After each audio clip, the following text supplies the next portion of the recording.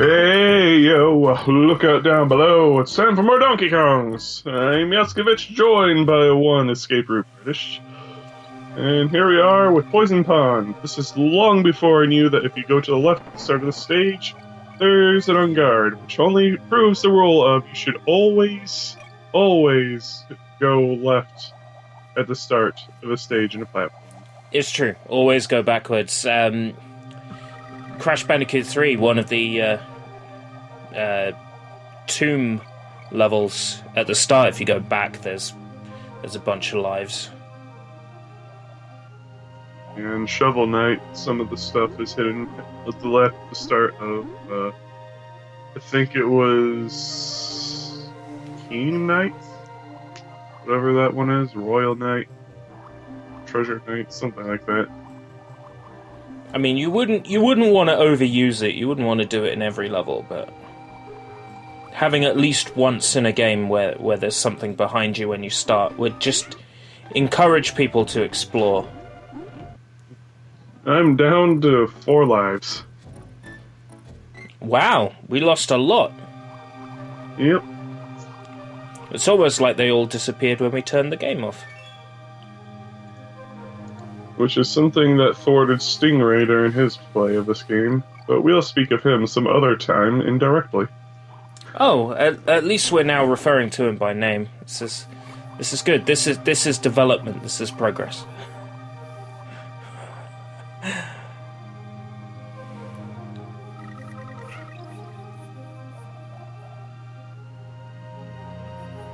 You got the right idea to be looking at the left, but you're doing it in the wrong spot. Mm-hmm.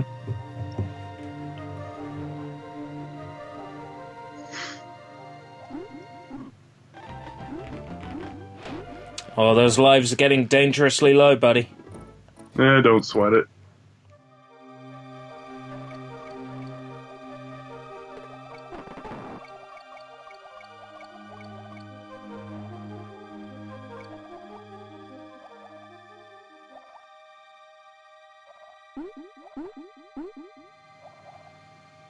What's your favorite stage in particular in this game? In this game, Mm-hmm. I don't have a lot of experience with all that many. I would probably say the first water level. The first one. Alright. Mine in particular would be the Orangutan Gang. These water levels, they have soothing music. They're not awful to play like water levels in other video games. When people say to me there's no good water levels in video games, I say, well, what about Donkey Kong Country? They're like, Donkey Kong Country's rubbish.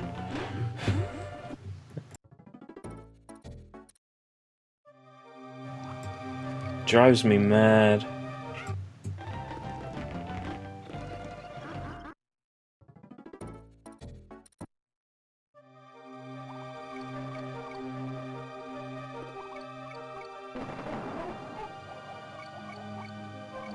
Though there are a multitude of bad water levels in games. I would say more so than good. Definitely.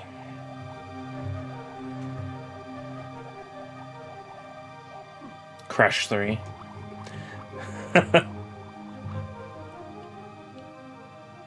It's like when the controls aren't as fun and responsive, things aren't as fun to play or something. I'm not sure it's that. Maybe people just really don't like water. Understandable. I'm sure there isn't a logical reason why water levels are so boring and awful.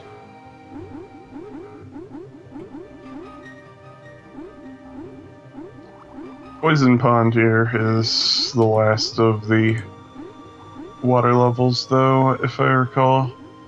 And it's also one of the most annoying because things can clip you from off screen if you're not careful. Though if you had on guard, the stage would be a breeze. Makes crushing rocks seem such a breeze. And when I get an Elgato, then we'll be able to see that here on TCC.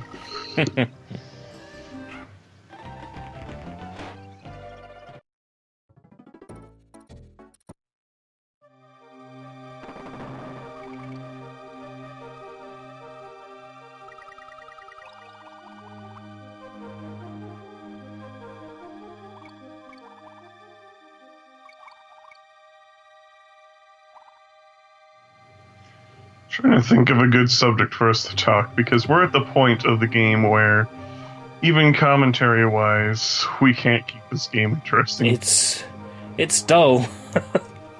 I love it, but it's dull. Mm-hmm. On guard! Fish!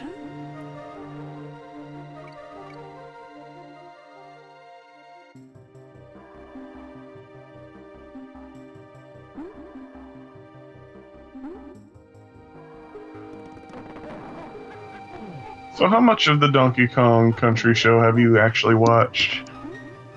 Little tiny bits here and there when I was younger. Then, The Legend of the Crystal Coconut movie? No, I would say then snippets that I've seen in YouTube poops and I guess a couple of the songs. I've seen a few coconut reviews. Cream pies. Yeah, I'm aware of the coconut cream pies. Thanks a lot. I think it was Pro Jared. It was somebody who's responsible for that being in the public consciousness. No, I mean that's about it. I may have seen 1 or 2 episodes, but I certainly remember relatively zero. Outside of what the DK Vine podcast has told me about the show, I know practically nothing. I remember it was on Sky back in the 90s. It was. I caught one episode when I was down seeing my relatives in Devon. That would have been 2000? We saw an episode of it on TV then. As late as then, I would say. Yeah, I saw one episode on TV around that time, too. It was the one where Cranky had to give everyone a shot with the nectar of a purple banana. No, not ringing a bell for me. Yeah, it's an episode for sure. That's about what you can say about every episode of the show, but I would say I remembered an episode where Bluster Kong was trying to seduce Candy Kong, but I mean that's pretty much every single episode with Bluster Kong in it. Mm-hmm.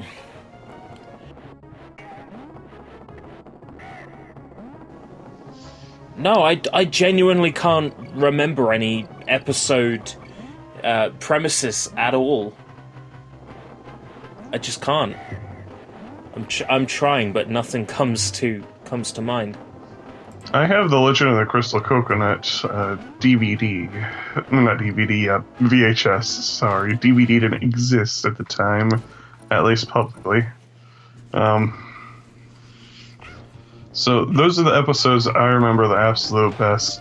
And I remember Oh no, that horrifying game over screen. Oh, it's not as bad as the next games. But the Crystal Coconut one, they edit it together to make it seem like a straight feature, even though it really was just blatantly a handful of episodes edited together with a voiceover in between them by the Donkey Kong. But the problem was, in one of those was a clip show, which showed something that happens in an episode they showed later on the VHS. Right, okay. And when that happened, I was like, I could have swore I've heard this conversation happen.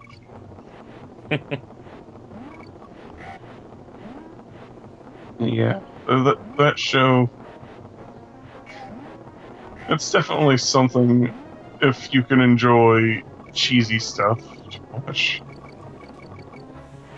Hey, I've got quite a thing for cringe humor. I probably will get a kick out of watching them. Oh, but there's another problem with another episode later into the show. I believe it was in second season even. There was one episode where for some reason they tried to have a Donkey Kong take care of Baby Kong. Baby Kong. Yeah, problem is, Baby Kong, in quotation marks here, is from the episode where Donkey Kong was turned into a baby. And I think Cranky was turned basically into how old Donkey Kong is. So basically, Cranky was a young man, and Donkey Kong was the baby. So where is this Baby Kong coming from, since it is literally Baby Donkey Kong? Ah!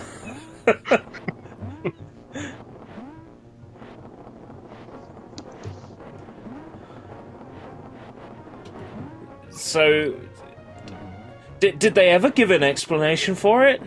No, that's the only episode that has Baby Kong, other than the episode where Donkey Kong is turned into the baby. So,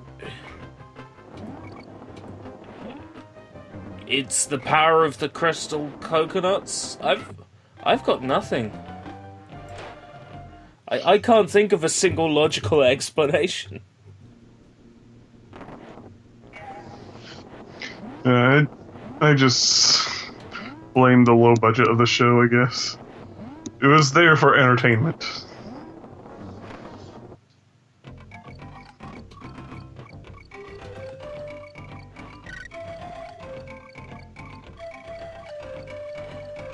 I take it they just didn't have much of a desire to create a canon and a continuity. Yeah, pretty much. I mean, if I was making something, I would want to have as much of a continuity and canon as possible. And then I would want everything to tie into that neatly. I'd want my my oeuvre, you know. No, that's not coming from the voice of someone who just wants to make a quick buck.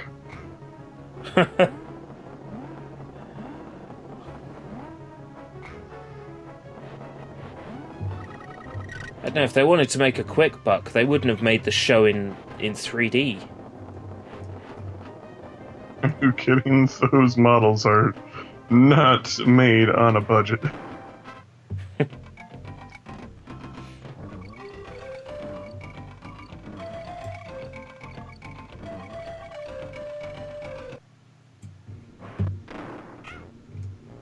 Especially Season 2, where everything's made of plastic. Did your review of One Punch Man go up yet? No, that's not live for another few days. Dating this video again. I was looking through the list of TV/anime and I couldn't find it. That'll be why. Mm-hmm.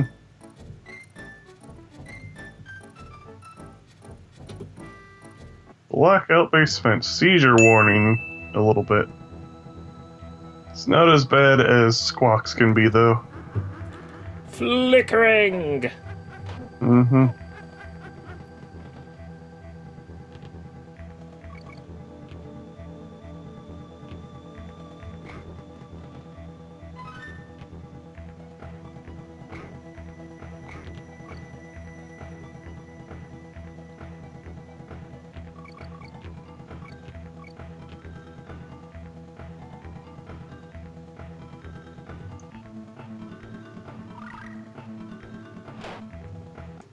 Skill. This is something that the Meow Man does not have.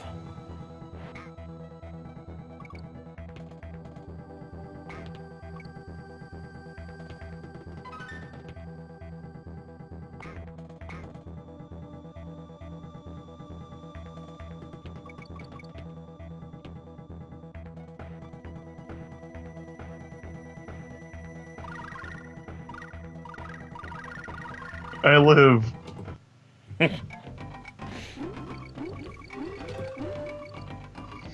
Time to replenish some of these lives. Bob, bob. So, how about, what are some things that you glad they didn't bring back in later games from this one?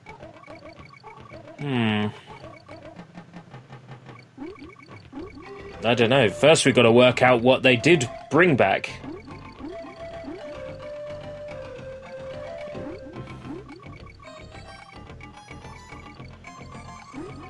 That's a difficult question, because I don't feel like they left anything out.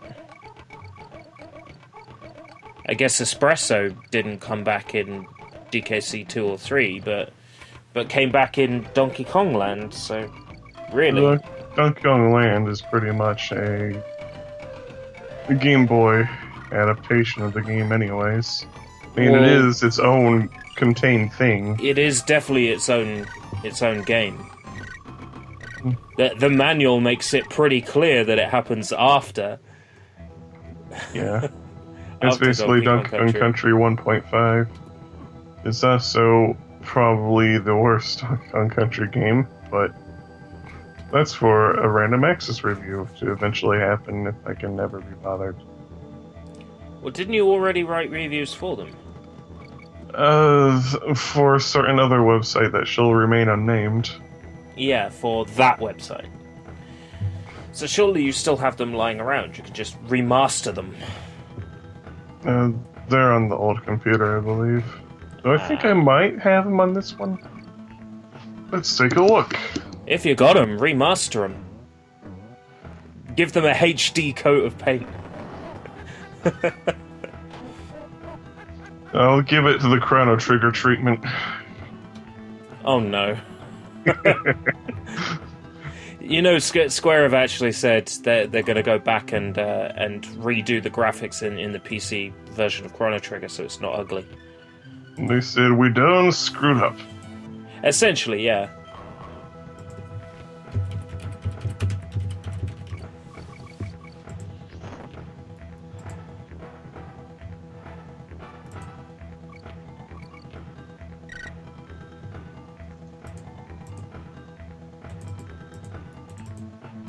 I don't think I have them on this computer. No! I do, for some reason, have Wario Land 1 on here. Wario Land 1!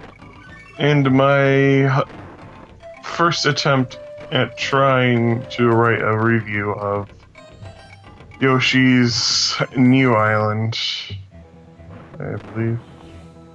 If the review doesn't consist of the phrase, "This is the worst video game I've ever played," then it's probably not accurate.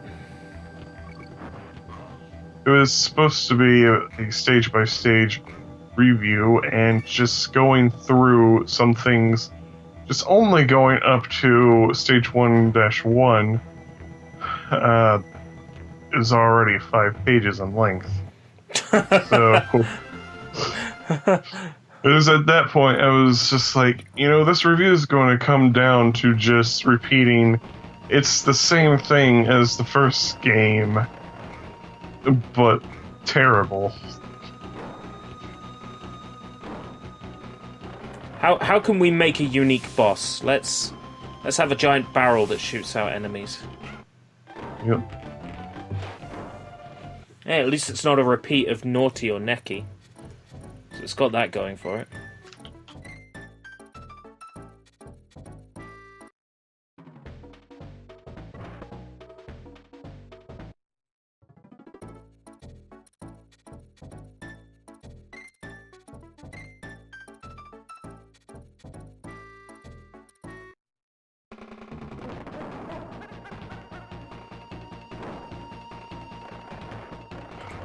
See if I can find anything interesting from this review. Super Mario World 2 Yoshi's Island is a classic Super Nintendo game that is aged beautifully with solid gameplay and controls. as well as great music and stylized graphics that hold up even to this day. The game was succeeded by some people.